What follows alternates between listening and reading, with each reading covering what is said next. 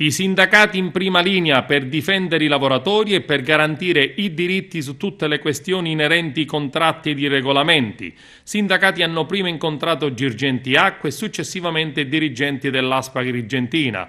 Era atteso da molte settimane, finalmente è arrivato l'incontro con Girgenti Acque.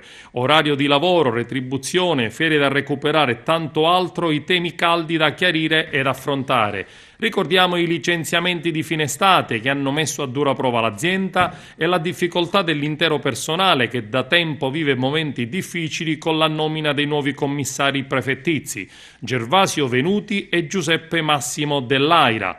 L'incontro, presieduto dal commissario straordinario Gervasio Venuti, alla presenza del direttore generale Giandomenico Ponzo e del direttore del personale Marisa Macaluso, ha visto la partecipazione di tutte le sigle sindacali, un incontro utile ed efficace per affrontare i tanti temi che vive l'azienda da alcuni mesi.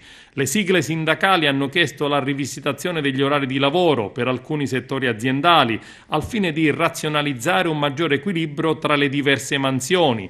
Girgenti Acque e sindacati hanno concordato a partire dal 14 gennaio l'attuale orario di lavoro degli addetti agli impianti di depurazione, per i quali vige un orario basato su 12 giorni consecutivi e 2 giorni di riposo, consentendo una pausa settimanale per tutti i lavoratori.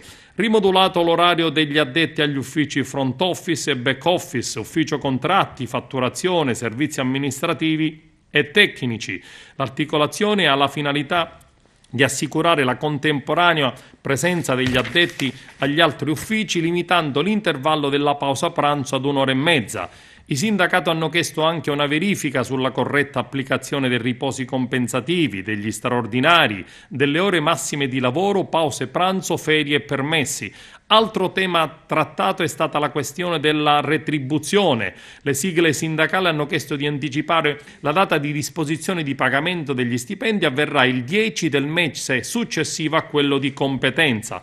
Per i sindacati erano presenti Filippo Munda e Francesco Cancemi per la Filt e CGL, Giovanni Manganella e Alfonso San Martino per la UIL, Emanuele Piraino, Fem CISL e per la RSA Mario Russotto, Domenico Marchese e Ragone, Giuseppe Rao, Luigi Giambra e Roberto Saieva, Mario Marullo e Mario Urso. Sulla questione relativa alle ferie arretrate hanno chiesto di rivedere l'accordo, garantendo la continuità del servizio in modo tale che il personale possa usufruire di 2 settimane di ferie non consecutive, distribuite da giugno a settembre. Già fissato per il 30 gennaio un altro vertice per dibattere di sicurezza e igiene del lavoro.